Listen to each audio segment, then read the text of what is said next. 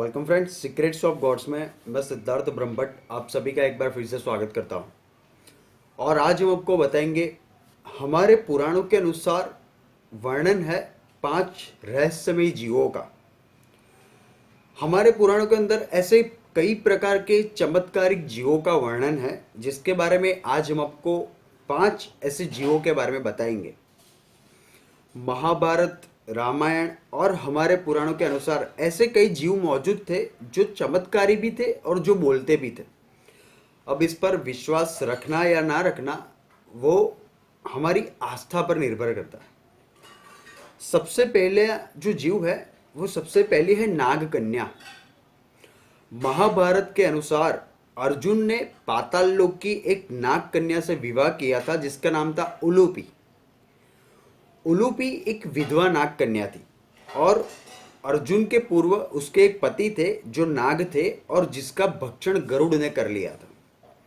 उसके बाद अर्जुन और उलूपी से एक पुत्र का जन्म हुआ जिसका नाम अरावन था। उसका मंदिर आज भी दक्षिण भारत में मौजूद है और जो किन्नर होता है वो उसको अपना पति मानते हैं।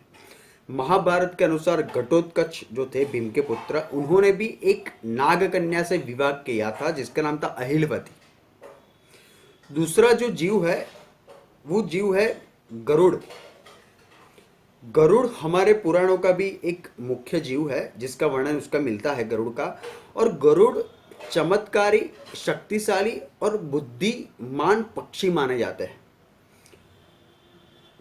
प्रजापति कश्यप की पत्नी थी जिसका नाम था विनिता। उसके 2 पुत्र हुए थे, एक था गरुड़ और एक था अरुण। गरुड़ ने भगवान श्री कृष्ण का भगवान विष्णु का वाहन बनना स्वीकार किया और अरुण जो थे वो सूर्यदेव के सारथी बन गए। तो गरुड़ भी एक ऐसे पक्षी है जो पुराणों में कई बार उनका उल्लेख मिलता है, जो एक चमत्कारिक पक्षी और जो बोलने वाले गरुड़ माने जाते हैं। तीसरा है वो है कामधेनु। समुद्र मंथन के समय में एक गाय उत्पन्न हुई थी समुद्र से जिसका नाम था कामधेनु। मुख्य रूप से इस पर अधिकार था इंद्र का और कुछ ऋषियों का। उसके बाद में जिसके पास भी ये कामधेनु गाय होती थी उसको बहुत सारे चमत्कारिक लाभ मिलते थे और देवीय शक्ति होने के कारण इस कामधेनु गाय का दूध अमृत के समान था। जिसके पास भी ये कामधेनु गाय हमारे पुराणों के अनुसार जिसके भी पास होती थी उसके पास ऐश्वर्य की कमी कभी नहीं होती थी, कभी भी उसका ऐश्वर्य खत्म नहीं होता था। तो तीसरा थी ये कामधेनु गाय। उसके बाद जो चौथा जीव है वो है संपाति और जटायु। रामायण काल के समय में संपाति और जटायु मौजूद थे जो एक पक्षी थे। संपाति बड़ा भाई था, जटायु उसका छोटा भाई था। अभी ये दोनों जो पक्षी थे वो विंध्याचल की तड़ेटी में ऋषि निशाकार की सेवा कर रहे थे।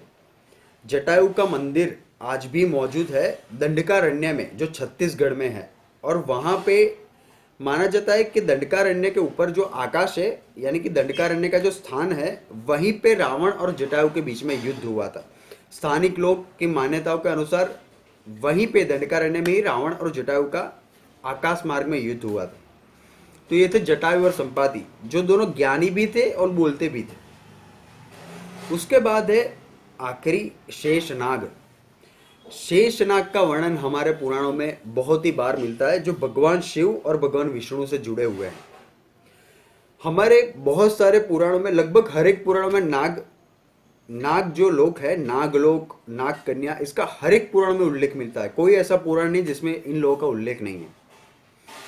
तो ये जो नागों की प्रजाति थी, इस नागों की प्रजाति को कश्यप ऋषि की संतान के रूप में देखा जाता है। माना जाता है पुराणों के अनुसार कश्यप ऋषि का राज कश्मीर के ऊपर था।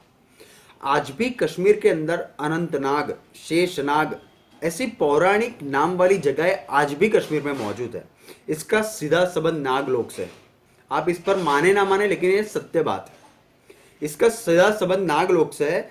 और ये जो शेषनाग था उसके कई फैन थे, उसके कई मुख थे और माना जाता है कि यही शेषनाग भगवान विष्णु की यही सैया है और मान्यता का अनुसार पृथ्वी भी इसी पे टिकी हुई है।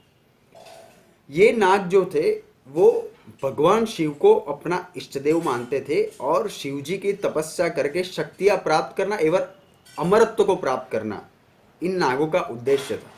तो धन्यवाद, आप हमारे चैनल पे सब्सक्राइब करें और आप अपने कमेंट्स भी दीजिए। Thank you.